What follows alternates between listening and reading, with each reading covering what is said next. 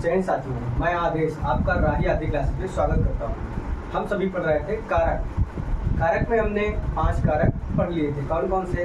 कर्ता कारक, कर्म कारक, करण कारक और संप्रदान कारक, इसके बाद अपादान कारक। हमने ये 5 कारक पढ़ चुके थे।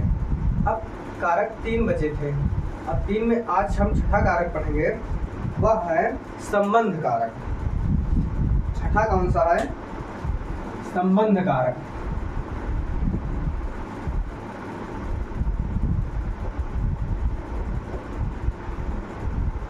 संबंध कारक। संबंध कारक क्या होता है कि संज्ञा या सर्वनाम के जिस रूप से उसका दूसरे शब्दों के साथ संबंध हो, तो उसे हम संबंध कारक कहते हैं। अब हम इसकी परिभाषा देख लेते हैं कि संज्ञा या सर्वनाम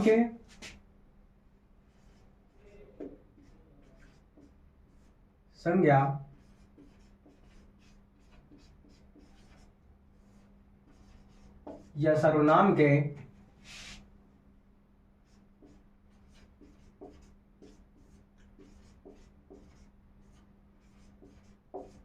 जिस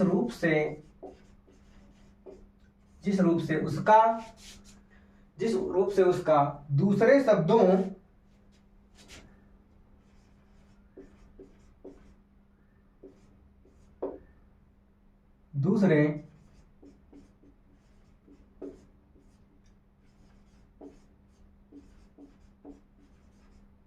शब्दों के साथ संबंध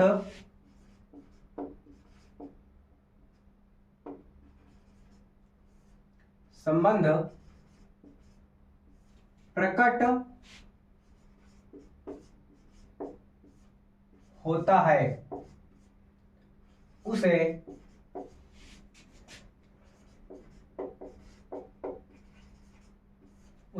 संबंध कारक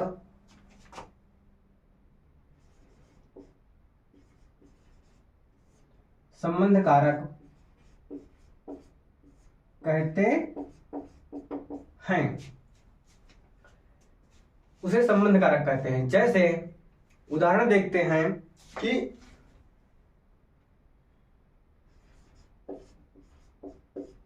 मेरी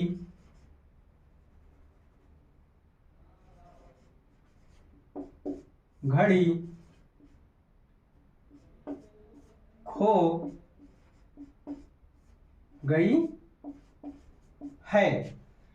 तो मेरी घड़ी खो गई है, घड़ी का संबंध मेरे साथ है कि मेरी घड़ी है वह खो गई है।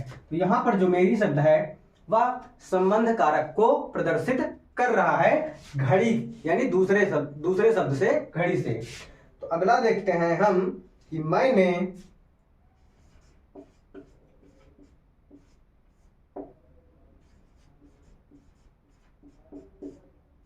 अपनी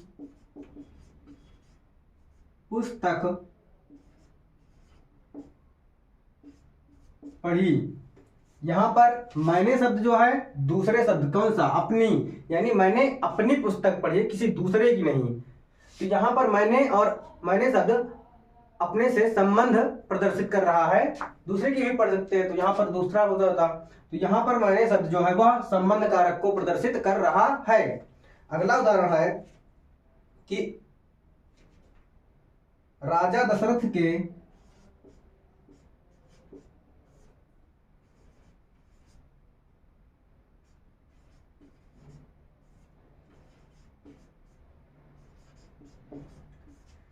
चार पुत्र थे। यहां पर संबंध कारक की विभक्तियां या प्रसर्ग जो होता है वह का, की, के और रा, री, रे होता है। तो यहां पर के आया, यानी राजा दशरथ के संबंध को प्रदर्शित कि राजा दशरथ के 4 पुत्र थे। तो यहां पर संबंध के दर्शाया जा रहा है। अगला उदाहरण देखते हैं।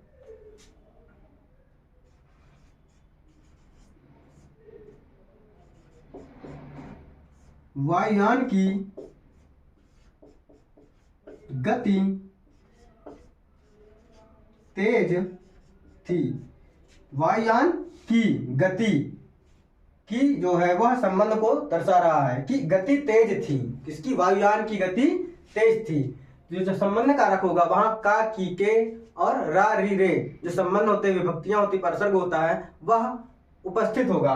और किसी किसी जगह का, की, के और रा, री, रे नहीं होगा। लेकिन हम जब वाक्य को पढ़ेंगे तब वहां पे हमें संबंध प्रदर्शित होते हुए नजर आएंगे एक शब्द का दूसरे शब्द से। अगला उदाहरण देखते हैं कि वह मेरे दोस्त का, वह मेरे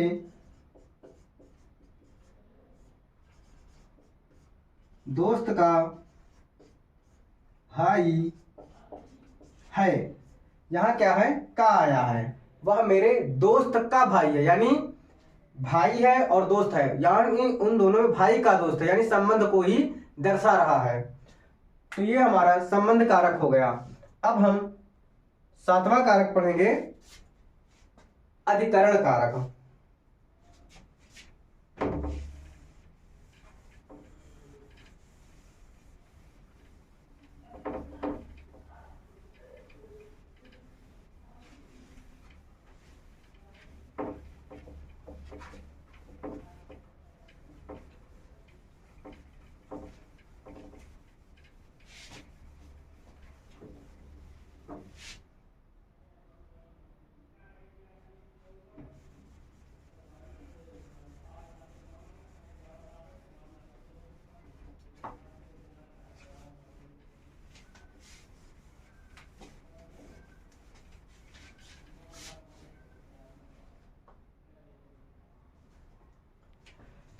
सातवां है अधिकरण कारक।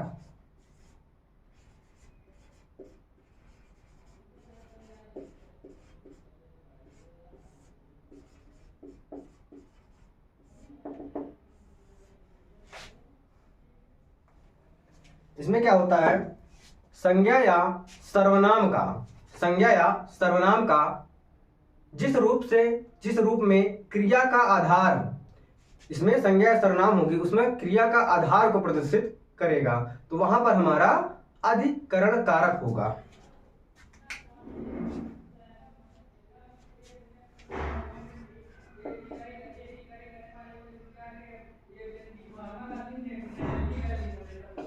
संज्ञा के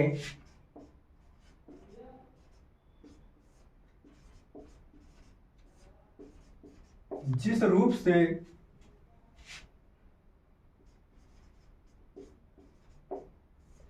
रूप से क्रिया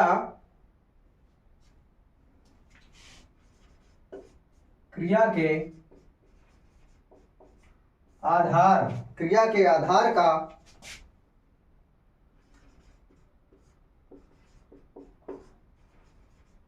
आधार का बोध हो, उसे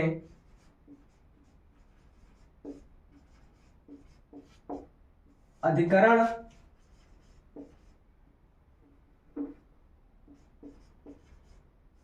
कारक कहते हैं। और इसकी विभक्ति क्या होती है? यहां लिखते हैं में और पर। यानी जब ये इस उदाहरण में, जब इस सेंटेंस में हम देखेंगे तो किसी न किसी चीज का आधार होगा, और विभक्ति भी अगर हमें नहीं समझ में आ रहा तो विभक्ति में और पर आएगी, और हो सकता है विभक्ति ना आए तो वहां पे हम समझेंगे कि इस क्रिया का आधार क्या है। जैसे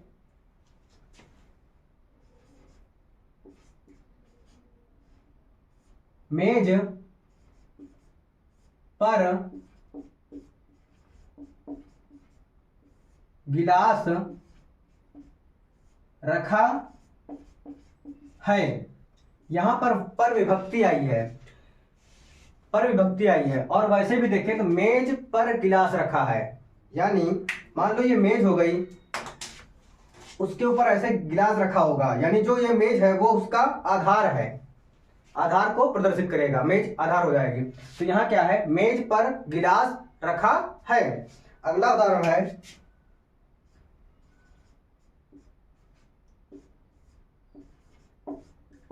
फ्रिज में सेब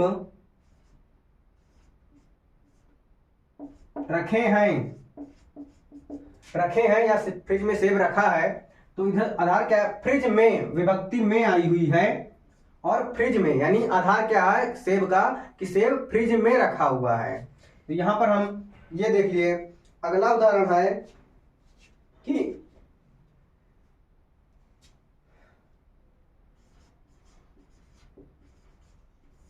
सड़क पर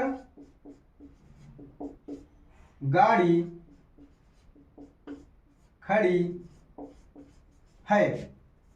विभक्ति या परसर पर आया है और गाड़ी कहाँ खड़ी है, सड़क पर। सड़क आधार हो गया उसका, तो गाड़ी सड़क पर खड़ी है, तो आधार भी है और विभक्ति पर आया है, इससे हमें पता चलता है। अगला देखते हैं कि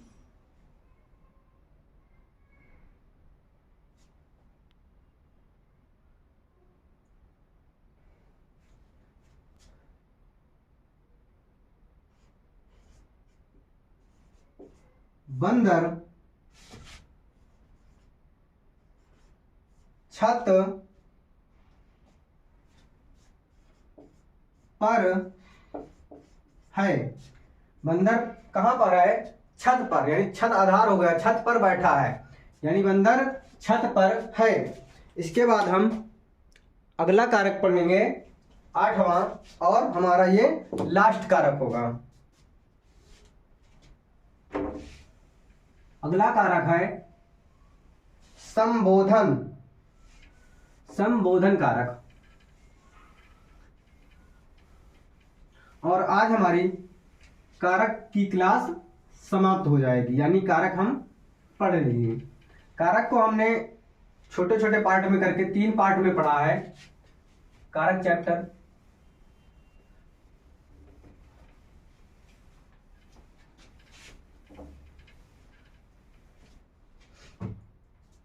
अगला कारक और लास्ट कारक जो है 8वां,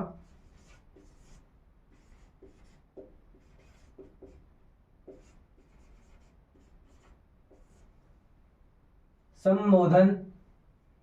यहां पर आधा माँ भी हम लिख सकते हैं और बिंदी हटाने के बाद। संबोधन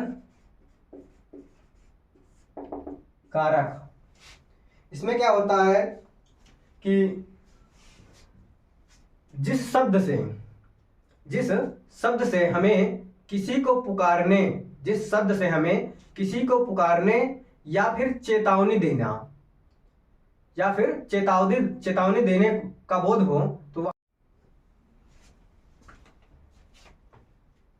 क्या होता है, संबोधन कारक में किसी को पुकारने या फिर चेतावनी देना, जहां पर बोध हो वहां पर संबंध कारक होता है। अब हम इसकी परिभाषा को देख लेते हैं कि जिस शब्द से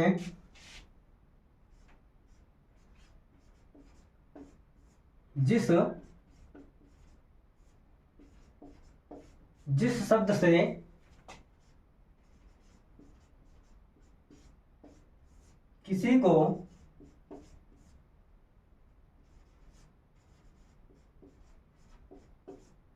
को पुकारने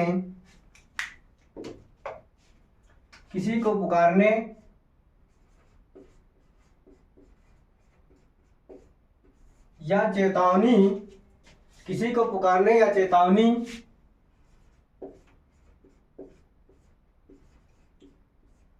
देने का बोध हो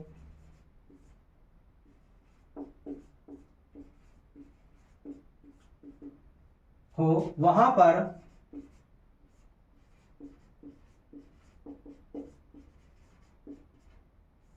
संबोधन कारक होता है।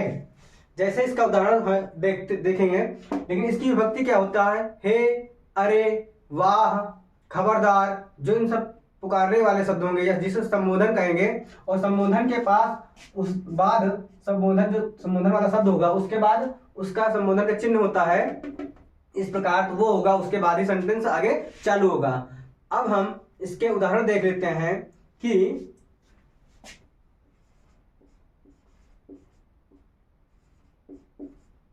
खबरदार वहां नहीं जाना, यानी चेतावनी दिया जा रहा है कि खबरदार वहां नहीं जाना। अगला देखते हैं कि वाह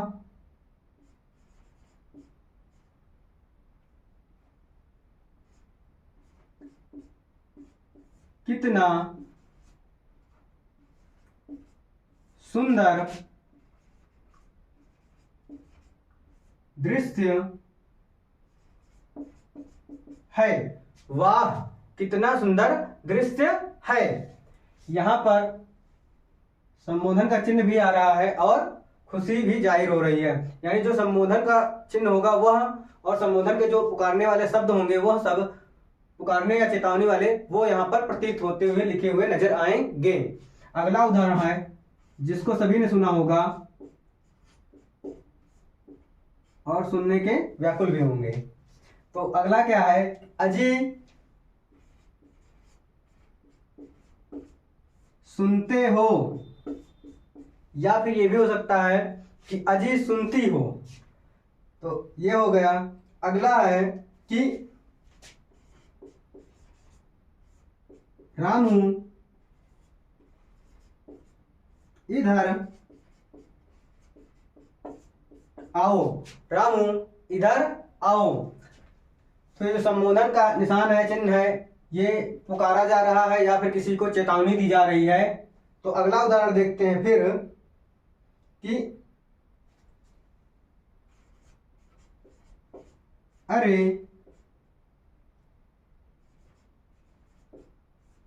यहां खेलना बंद करो। अरे यहां खेलना बंद करो। ये हो गया। अगला और लास्ट उदाहरण देखते हैं।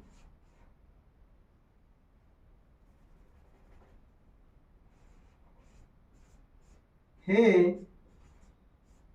राम रक्षा